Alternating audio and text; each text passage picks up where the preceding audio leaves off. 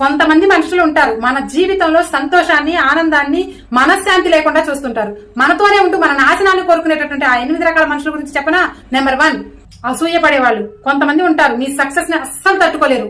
వాళ్ళు ఎవరైనా మీకు గౌరవం ఇచ్చినా, ఎవరైనా మీకు ఇంపార్టెన్స్ ఇచ్చినా, ఎవరైనా మీతో ప్రేమగా ఉన్నా కానీ అస్సలు తట్టుకోలేరు. కానీ వారి ముందు నుంచి ఏమీ చేయలేరు. కాబట్టి వెనక ఉండి పన్నాగాలు పన్ని మీకు గోతులు తవ్వి మీ పక్కనే ఉండి మీ సంతోషాన్ని హరింపచేసే విధంగా పన్నాగాలు పన్నుతూ ఉంటారు. ఇక నెంబర్ 2, నెగిటివ్ పర్సన్స్. వాళ్ళు మీరెంత సాధించినా సరే వాళ్ళు మిమ్మల్ని తక్కువ చేసి మాట్లాడుతూ మిమ్మల్ని నెగిటివ్ వర్షన్ లోకి తీసుకెళ్తారు. వాళ్ళ కాన్సన్ట్రేషన్ మొత్తం కూడా మిమ్మల్ని గందరగోళం చేయటమే. ఇక నెంబర్ 3, కొంతమంది వాళ్ళు సంతోషంగా ఉండరు, మనల్ని సంతోషంగా ఉండలేరు. వాళ్ళు చెడు పనులు చేస్తూ ఉండగా వాటిని అనుభవిస్తూనే ఆ ఊబిలోకి మనల్ని కూడా గుంజుతారు. ఇక నెంబర్ 4, హేళన చేసేవాళ్ళు. వాళ్ళు మన యొక్క ఆశయాల్ని, గౌరవాల్ని కూడా ఎగతాళి చేస్తూ ఉంటారు. మన యొక్క కాన్ఫిడెన్స్ ని దెబ్బతీస్తూ ఉంటారు. ఇక నెంబర్ 5, వీళ్ళు మిమ్మల్ని తక్కువ చేసి మాట్లాడుతూ ఉంటారు.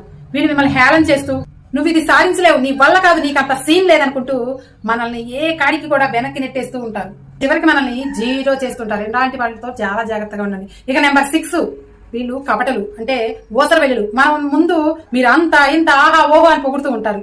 మనం అవతలకు వెళ్ళిన తర్వాత మన వెనకాల చాలా అపహాస్యం చేస్తూ మనల్ని అప్సెట్ చేస్తూ ఉంటారు. ఇక నెంబర్ 7, సెల్ఫిష్ పర్సన్స్, అంటే స్వార్థపరులు.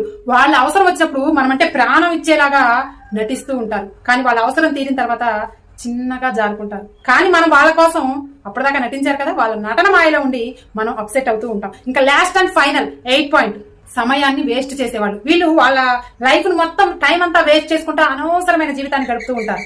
వాళ్లతో పాటు మన టైం ను కూడా వేస్ట్ చేస్తూ మనల్ని కూడా నాశనం చేయాలని చూస్తూ ఉంటారు.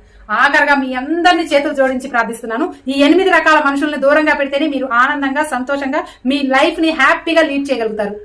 మీకు ఇందులో ఏ పాయింట్ నచ్చిందో, మీ లైఫ్ లో ఎలాంటి పర్సన్స్ ఉన్నారో, ఏ నెంబర్ పర్సన్స్ ఉన్నారో నా కామెంట్ సెక్షన్ లో తెలియజేయండి. ఓకేనా?